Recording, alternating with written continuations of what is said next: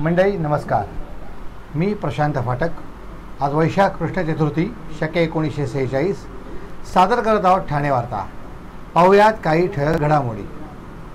10वीच्या परीक्षेत 95.81% विद्यार्थी उत्तीर्ण.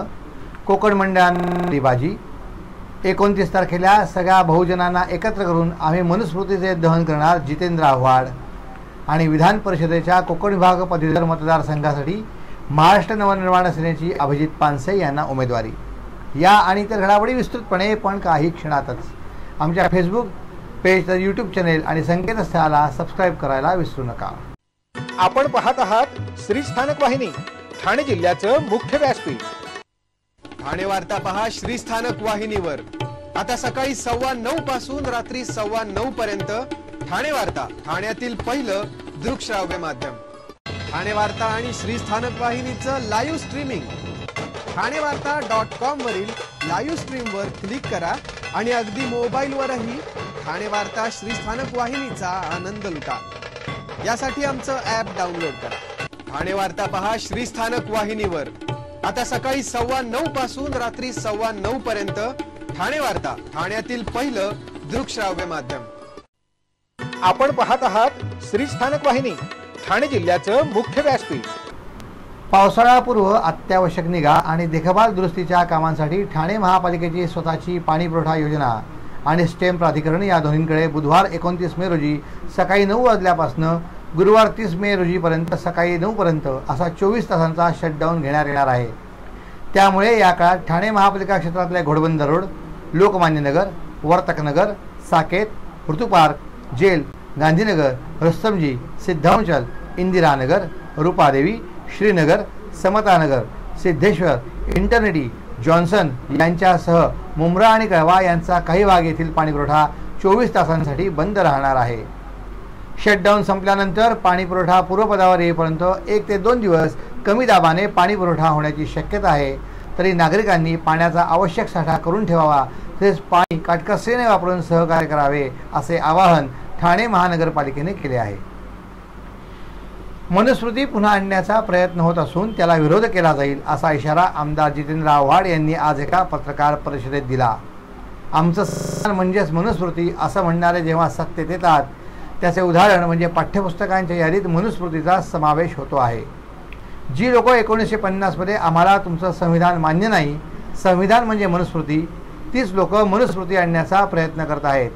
आपल्याला संविधान वाचवायचं असून बाबासाहेबांनी मनुस्मृती दहन केली होती असं जितेंद्र आव्हाड यांनी सांगितलं.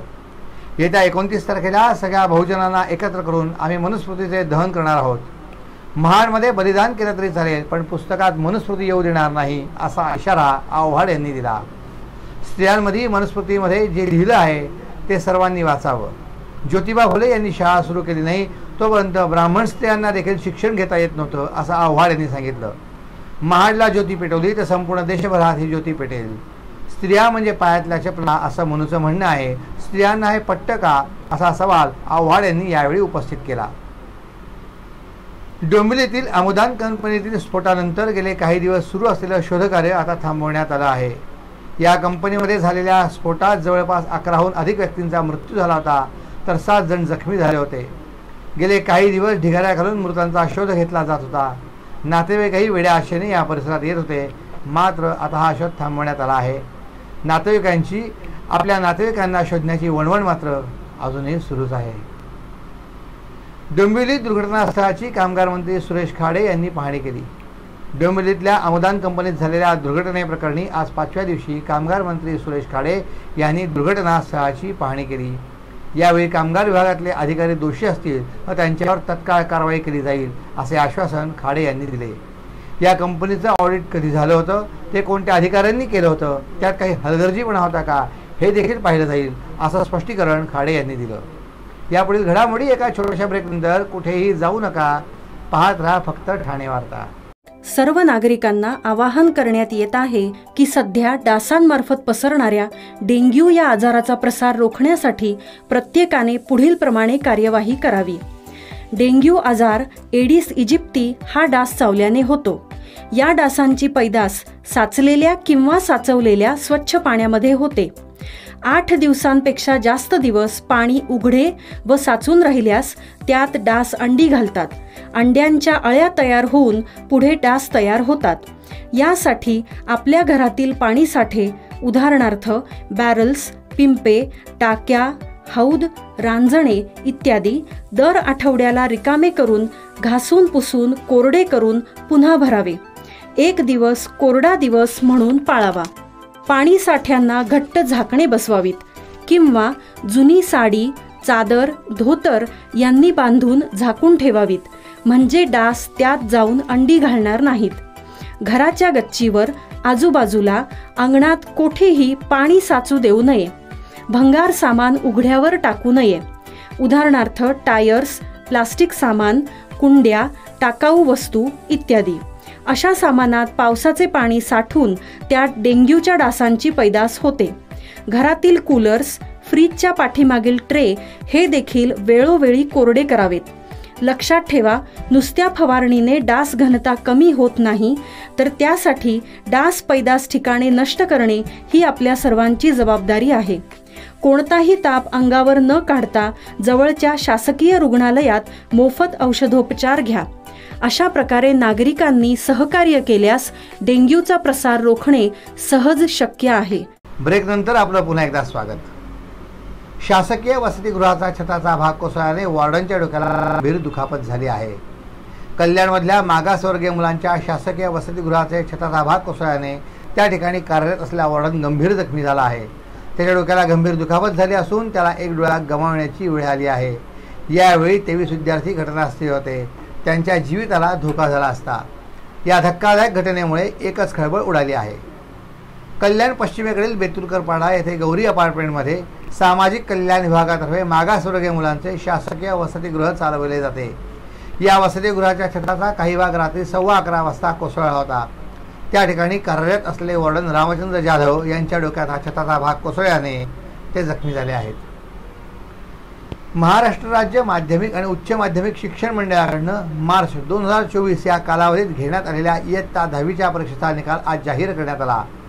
राज्य मंडळाचे अध्यक्ष शरद गोसावी यांनी पत्रकार परिषदेत निकाल जाहीर केला.